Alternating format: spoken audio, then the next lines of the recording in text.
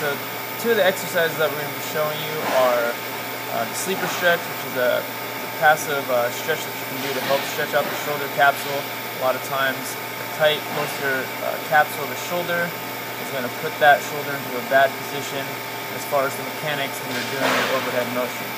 Okay, the second exercise we'll look at today is just a simple scapular stabilization exercise. Again, so when you're going through that overhead motion, your shoulder blade is stabilized, so you're not getting abnormal mechanics in the shoulder. Okay, so the first exercise is called the sleeper stretch. You just do this on the floor, on a bed. You just want to lay on your side. You should be up onto your shoulder joint with it at 90 degrees. Okay, perpendicular to your body, and then 90 degrees of flexion at the elbow. All you're going to do in this position is just internally rotate or bring your palm towards the ground. Okay, the thing you want to look for here is make sure you're feeling a stretch in the back of your shoulder and not a pinch in the front. If you feel a pinch in the front, just roll off of it a little bit while still continuing to bring your arm down. If you're unlike me and you have a little more flexibility, what you can do to increase the stretch is first pull the elbow up and then bring the shoulder down. Okay, and if that's not enough stretch, then you can roll over under the shoulder even more. Okay, again, that's a sleeper stretch for the posterior capsule of the shoulder. I'll show you a stabilization exercise next.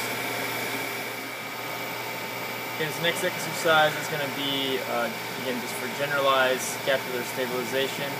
So anytime you're going through that overhead motion, you want to make sure that your shoulder blade, your scapula, is for the most part stabilized and not moving all over your back. Okay, so it's just a simple a row. You want to keep in mind getting to your shoulder blades into a nice set position before you do the pull. So you can just use some type of TheraBanding or tubing, find a wall or post or something to wrap the tubing around. You can even put it on a door handle of a door. Okay, so you're just going to make sure that you engage your shoulder blades.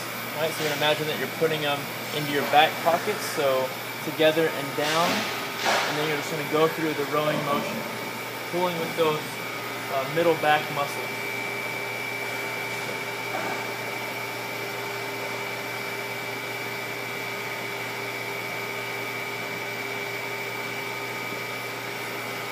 Again, the point of this exercise here is just to create some scapular stabilization.